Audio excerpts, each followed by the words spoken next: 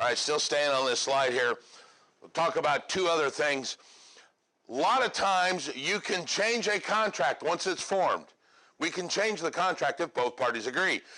Anybody here have a credit card and you send a letter to Visa and go, I want you to reduce my interest rate. And they say, no. Can't change that because both parties didn't agree. If you said, I want you to reduce my interest rate, they go, sure, what do you want? 4%. Okay, make it 4%. Ta-da, changed. All right? So once an agreement has been formed, we can change them. This goes back to what I was just telling you. We can do anything we want as long as both parties agree. So is that what happens then when the close date gets pushed back? Yes, exactly. If we don't make that October the 13th date, say something happens. Hey, my guy's going golfing. He can't be at the closing. Okay, let's change the date to the 15th. Well, guess what? My buyer's going with your seller golfing, so he won't be there either. So yes, let's agree to change the date. They both can agree. There are two ways to do it. The first way I want to talk about is this thing called a novation on the top of page 207. Do that one first. A novation is a legal change of the contract where the parties stay the same. This is what we really do a lot, Amber. We change the date, we could change the price. So we agree on a price, you offered me $100,000, we accepted the offer, you now have an inspection, and we agree to knock $5,000 off the price, so we novate the contract and lower the price. We both agreed to it. So the contract changes, the parties stay the same. Still Bill and Bob, but they've changed their agreement. Yeah. We do it all the time. Price is probably number one, closing date's number two, but anything you want to change. We had one a couple weeks ago. The buyer, gosh, it's been longer than that now. May have been a year ago. The buyer was a single male, and in the process of buying, he got married. So they wanted to take title as husband and wife. They changed the contract. Instead of being between Bill and Bob, it was Bill and Mary and Bob. So we changed the contract so the purchase agreement read both the husband and wife's name. I got snowed in and I had to sign my paperwork and I had to change it until like 4 days later. Yeah. That's very common. You know, you get something happens in the financing or the title company can't get you in and you need a couple more days. So you say, hey, look, I know time is of the essence, and if we don't close Wednesday, you could be out of the contract and go do whatever you want, but guess what? You're going to have to start all over again and find another buyer, and yet, or we could extend ours 4 or 5 days, and my client will be able to buy then. Do you want to change it or not? Most of the time, they'll go, yeah, we're unhappy about it because we really wanted to close, but we will change it because the other option is we're out and we got to start all the way back at square one again and list the property, find another buyer, and that's going to take way more than 5 days. All right? The second way is called an assignment. An assignment is 180-degree opposite. The contract stays the same, but the people change. If you've ever bought a house with a loan and that loan got sold to another bank, this is the best example in the world. You borrowed money and your contract says between you and Nat City, and then they sell the loan to PNC. That's a bad example because it's the same person. They sold it to Fifth Third. Your contract is now between you and Fifth Third. That's called an assignment. They assigned the contract to another person. The contract can't change. You still pay your $550 a month for at 8% interest on the first for the next 360 payments. It's just the people that have changed. So a novation, let's see if I can get this right. Yesterday I couldn't get it right worth a darn. Novation, the contract changes, the people stay the same. On an assignment, the contract stays the same and the people change. All right? Investors use this as well. Sometimes an investor will go under contract to buy a house and then assign his right to buy to another investor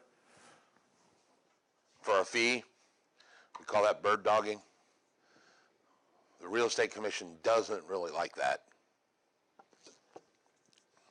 So you can assign it or you can novate it. We novate contracts a lot. I would say probably, I'd guess half. Half of all of them are changed. Either the price, the closing date, the amount of financing, things like that. The type of financing, all of that. Now occasionally, and I hope you never have, what is called a breach of contract.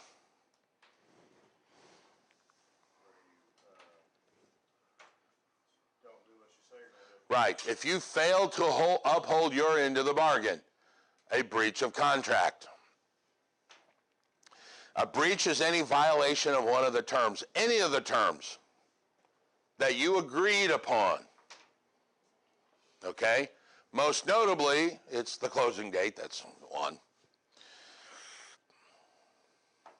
If the seller breaches, the buyer can force the sale. It's called a suit for specific performance.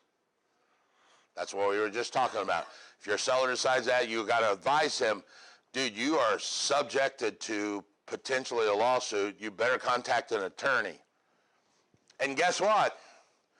I'm going to sue you too because you cost me my commission. Because it was formed when you agreed. I earned it back there.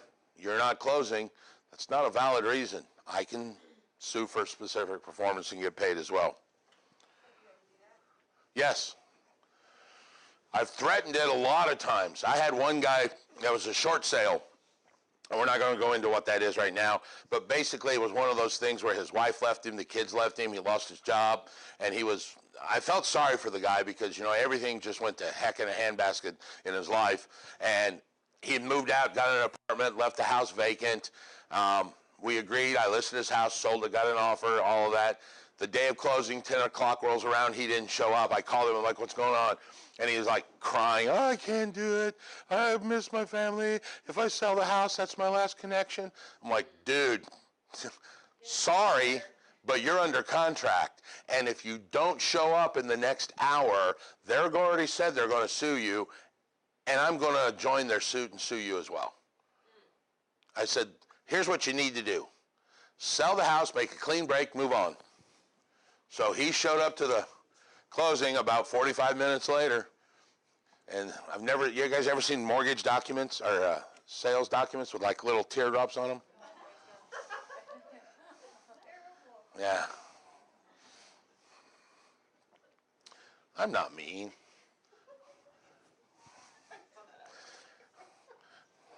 I said, are you feeling bad? Here's a pen. Sign.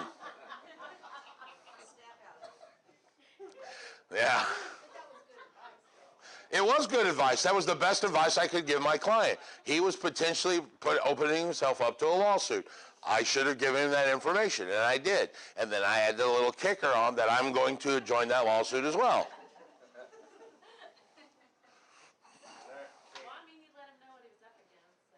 Yeah. Not my fault. No, it wasn't my fault. There is a statute of limitations on this kind of stuff, 5 years, 7 years, depending on what state you're in, that you can sue for stuff. There are other reasons the contract can be terminated.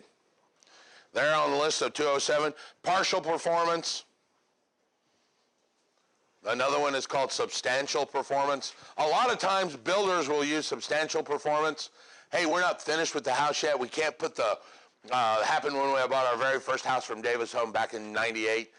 We moved in the winter, and of course one of the agreements is we get sod. Right? Can't lay sod in the winter. So we went ahead and closed the house under substantial performance, and he said, yes, we'll write in the contract that by April of so-and-so we'll come back and put the sod in, which they did. All right? So that wasn't 100% complete. It was substantially complete. One called an impossibility of performance. You guys remember the State Fair accident several years ago now, where the State Fair collapsed and all of the other bands that were scheduled to be after them were canceled because of this reason. You can't perform on a stage if there is no stage. All right? So the contract could have been breached or canceled because it's an impossibility. Both parties may wanted to have done it, but it can't be done. Mutual agreement, that's the one Amber brought up. We can cancel that if both of us agree. Changed my mind. An operation of law. Now there is this term called a rescission, or to rescind something. Rescission we've touched on a little bit. Once again, it's almost, I like to equate it to an annulment of a marriage. An annulment means it never happened.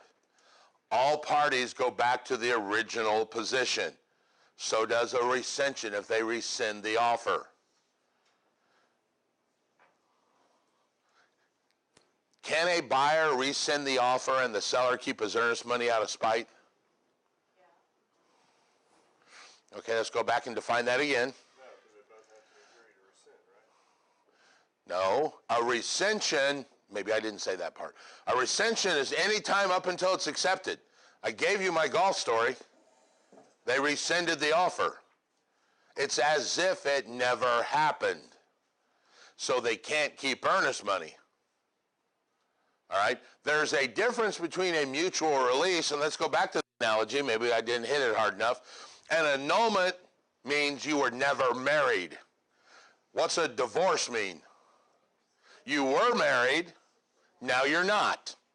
You might be liable for something you did while divorced or while married, such as child support, right? An annulment, you never were married. There are no kids, there's no support, there's nothing. So a rescission is I can rescind the offer. I can write you an offer, and before you answer, I rescind it. It's as if we never made it, so you can't, nope, sorry, rescinded the offer.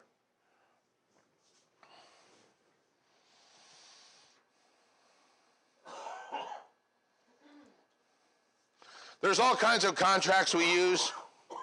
I don't want to go through a whole list. I don't think we need to understand every contract. Client representation agreement, that's our listing agency and our buyer's agency agreement. We've got options, escrow agreements, that's earnest money, things like that. There on page 209, we've already touched on this. They've got the offer, the counteroffer. Counteroffer is a legal rejection of the original offer. Binder. A binder is a very bad word. I don't like this word. In your book or on your notes, I want you to write letter of intent. Letter of intent. Or the slang version of that is an LOI. Let me tell you what this means. In the real estate world, in our residential world, I told you we don't fill out contracts. We don't write contracts. We fill in 27 blanks in a pre-printed form. We have pre-printed counteroffers, and we counteroffer back and forth all the time. In the commercial world, every deal is sufficiently different enough that there is no pre-printed commercial purchase agreement.